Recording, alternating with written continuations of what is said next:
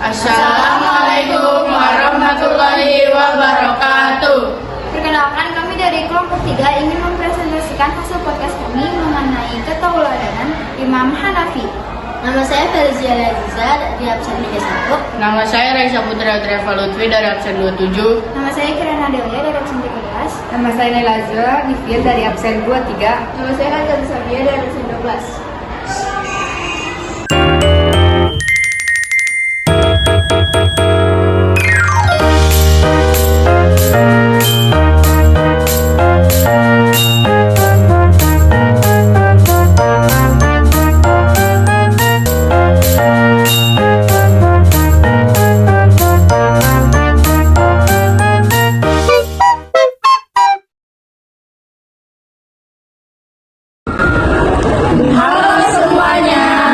Selamat datang di podcast Sumber Sejarah. Hari ini kita ramai sekali karena ada 5 orang yang akan membahas satu sosok luar biasa, yaitu Imam Abu Hanifah.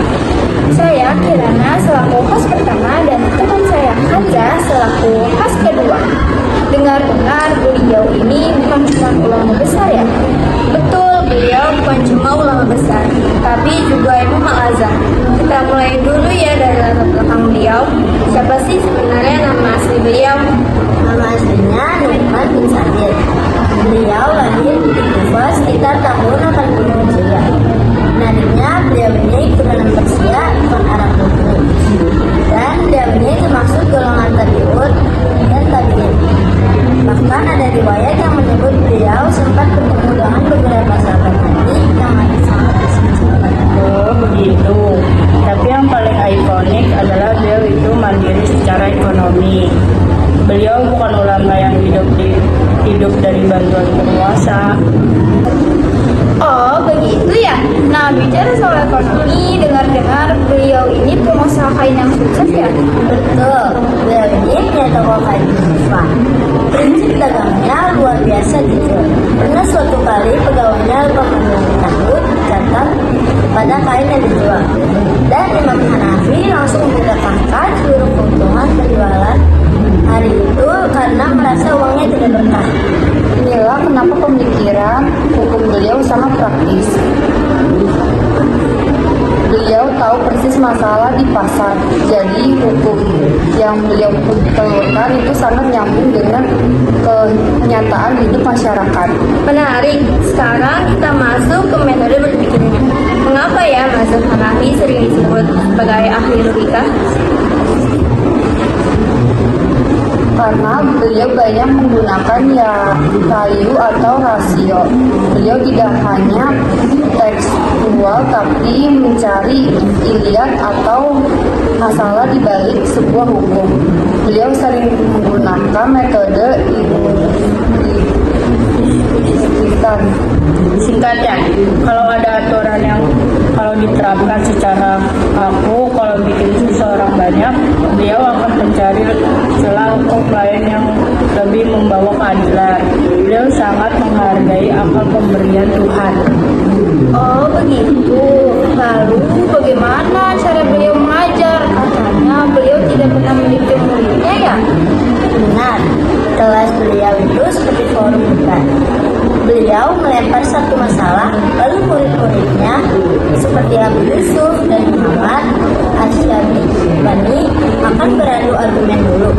Kalau sudah mufakat baru dicatat. Oh, tapi hidup beliau tidak selalu mulus. Adakah cerita tentang beliau di penjara?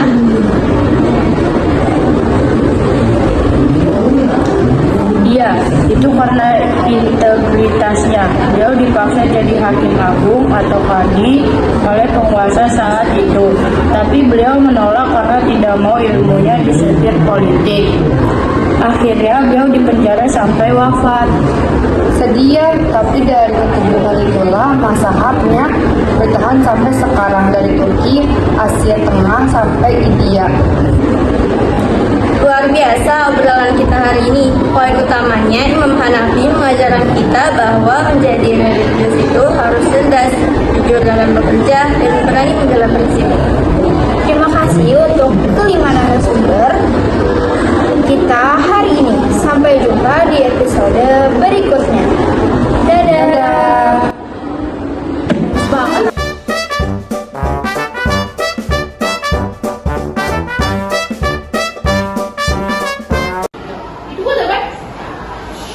Sekian presentasi dari kami, kelompok 3, kurang lebihnya kami mohon maaf. Assalamualaikum warahmatullahi wabarakatuh.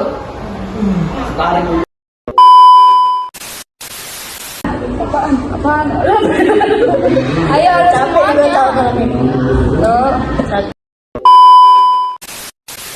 Satu, dua, tiga. halo semuanya.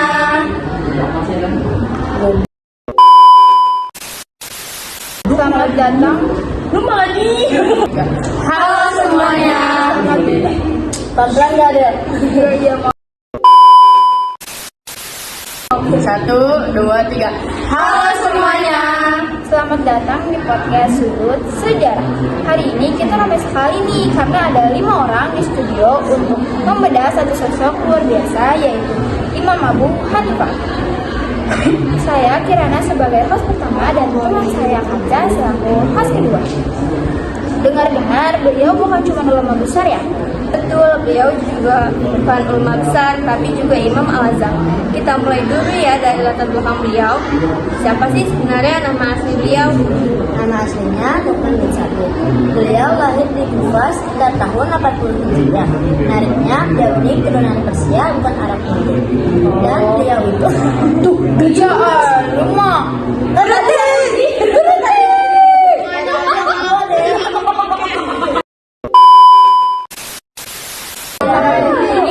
Atau makan sampai sini dan beliau itu termasuk ada beliau tabiun tapi